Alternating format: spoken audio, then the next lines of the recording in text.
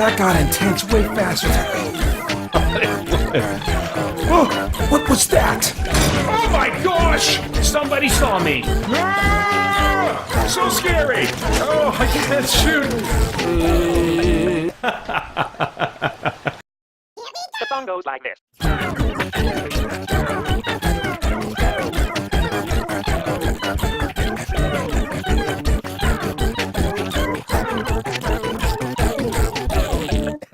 Hey, I'm Peter Franson from christiangeekcentral.com and Spirit Blade Productions. Welcome to Trial and Error, where I play the first part of a game or a game demo. Usually do that pretty badly and give you my thoughts along the way. This time I'm playing Wolfenstein 2, the new Colossus. I only started playing first-person shooters a few years ago because I just am terrible at any game that requires quick thinking, reflexes, hand-eye coordination, anything like that. For the longest time I was just a turn-based RPG gamer. But BioShock and the broad range of difficulty settings that modern first-person shooters now have really changed a lot of that for me. So I gave Wolfenstein: The New Order a try and really liked it. It was pretty intense, especially with headphones on. I really get freaked out in first-person shooters when the sound is so much more present for me. But I really enjoyed The New Order. Not only did I really like the gameplay, I usually don't like stories in video games, I really don't care, but that was the first story I kind of cared a little bit about in a long time, because it even though it was a lot of over-the-top weird craziness, there was still like a core that was taking itself seriously and had a weighty tone to it, and I appreciate that in any kind of fiction. They were also playing around with some interesting ideas, surprisingly critiquing atheism or the naturalistic worldview, and in some subtle ways presenting belief in God in a positive light. Those kinds of things are hard to come by these days. Anyway, I could be wrong, I hope I'm not, but I'm anticipating really enjoying this game. So let's get to it! Nice, like a wide selection of difficulties, especially on the lower level. I'm definitely playing on the easy baby difficulty. Alright, I got a comment on the opening cinematic, which I'm not going to include in the edit here, but wow, really great, serious, heavy stuff, getting into backstory of BJ Blazkowicz like we haven't seen before, some really key stuff about his childhood, heavy stuff. And another moment of, I think, choice. It didn't indicate that I was going down one of two timelines like the key choice in the first game indicates once you've made that choice, but I can't help but think maybe that was the case. Either way, I did get to reaffirm the choice that I made regarding which of my two companions in the first game I saved, which results in two different timelines if you weren't aware of that in the first game, which I think is really cool, because I did connect with the story of the first game, and so that gives me reason to make a second playthrough and reconnect again with a different version of the same story. So hopefully there's something like that going on in this game as well. But if nothing else, that opening cinematic was a reminder to me that yes, they haven't forgotten their core of serious drama, despite all the crazy whacked out trappings of the world of Wolfenstein. Oof. I still suck. Oops. Oh, crap.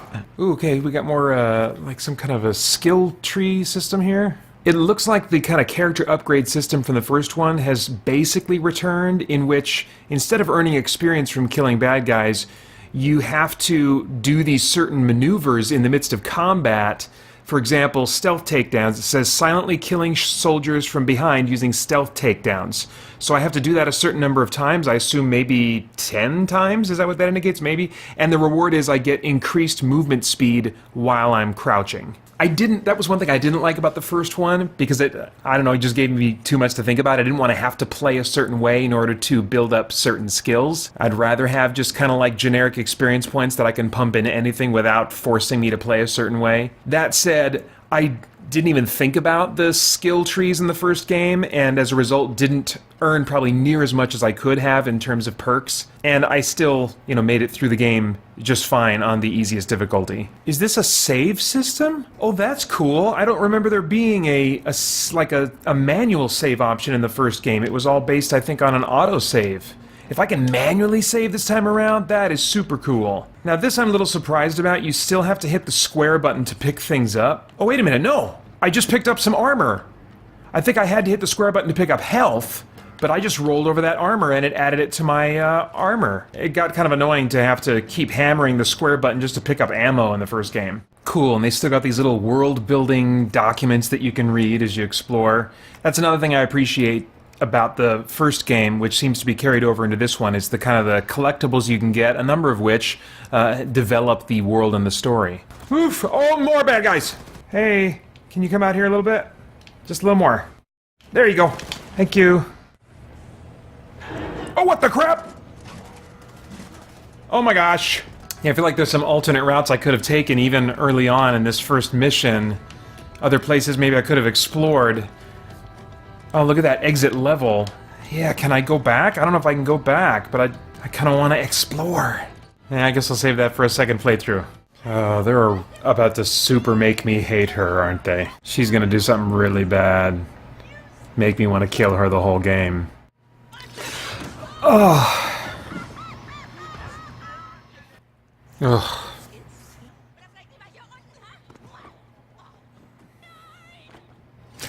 Oh my gosh! Oh, man. It's definitely not going to be everybody's cup of tea. But the reason that I often appreciate really weighty, intense drama or dark stories is because when evil is presented in a way that is truly troubling and disturbing, it connects with that part of me that yearns for a rescuer, that yearns for the day that Jesus will bodily come and make the wrong things right. And it makes it all the more gratifying in the meantime in playing a story like this when that evil in the story is defeated. I think anytime fiction can remind us of the broken state of the world, make us feel just the wrongness of evil, and renew in us a hunger for the wrong things to be set right, I think that can be a really good thing. So for me, that's why I enjoy dark stories like this that, really make me feel the evil. And I think that can even be done in fantastical settings, like a video game or a superhero movie or something like that. Oh! Man! These guys take a lot of bullets to die. Whew! It's intense. For me, the intensity is not a result of difficulty. In most cases, it's a result of just the atmosphere. So even on easy difficulty, something like this can be wonderfully intense. And it's because of the atmosphere. And I think the first Wolfenstein, the New Order, and this one, the new Colossus, really do a great job with the atmosphere. Oh! Where? Okay, I'm sorry. Oh, hi. Oh my gosh! Oof. Good gravy! What is this? Oh wait, maybe don't push that yet. Oh jeez! Man, there's a lot of Nazis here. I still find myself hammering square a bit to pick things up because I can pick them up a little bit sooner or more reliably if I do that. Oh jeez! Oh my gosh, how am I supposed to live? Oh, what is that move? There are still many Nazis.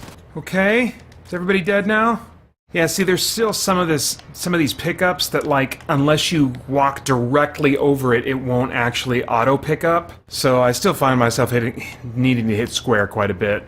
It'd be nice if they kind of, like, were drawn to you magnetically once you get to a certain distance from them. Oh man, I tried! Oh crap! Wow! Oh jeez! Oh! What the crap? Where did I just go? I just fell through the floor! Man, it takes a lot of bullets to hurt these people. Was that just man, it sounded like a zombie behind me. Oh my gosh!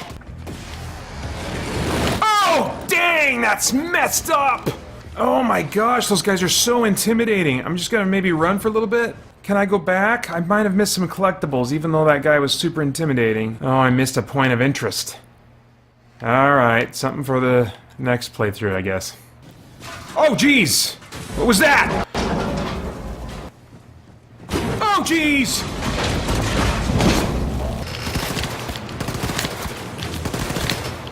My gosh. I feel like running up and just gutting these guys is faster. Just stabby cut!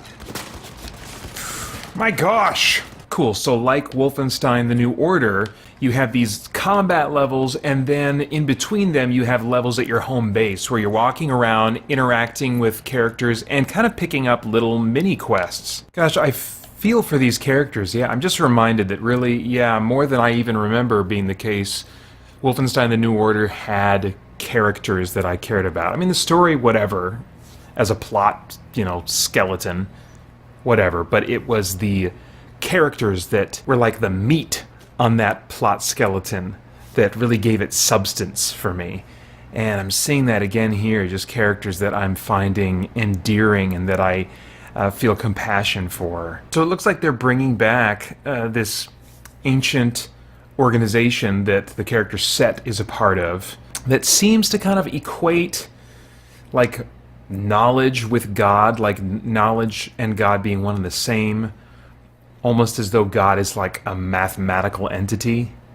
That was the impression I got from the first game. It's like, in some ways, when Set talks about God, he means something significantly different from how most people would think of God. And yet there were a couple scenes in the first game where he was wrestling with the idea of God as we typically think of him. I haven't heard a ton in the dialogue yet, getting philosophical or theological, but based on this diary entry from Set here, it looks like they still may be coming back to that topic in this game, which would be really cool. I thought the way that they handled that topic in the first game was really interesting. Okay, well, I've spent about 3 hours with the game now, and I usually spend 5 hours with RPGs and with action games less than that. So I feel like 3 hours in, I know what this experience is. It's more of what we had in Wolfenstein The New Order, roughly, with, a few modifications, possibly improvements here and there, but the net result is, feels very much the same to me, and I'm really enjoying it. First thing I always ask with an action game is, will I be able to get through it with my crappy hand-eye coordination skills and all that stuff, and it looks like I definitely will be able to, and it will be no less intense for having it on the easy difficulty for me. It also seems to be a very character-driven story again, which I really appreciate, and they're dealing with, even in the context of this kind of bizarre alternate history type of setting, and some of the kind of over-the-top action, and even some kind of like bizarre, humorous character stuff going on with both your allies and your enemies. They're still dealing with these weighty human issues of evil and suffering and hope. So I'm very tuned in for kind of what they're going to say about those issues. All right, that's all I got for now.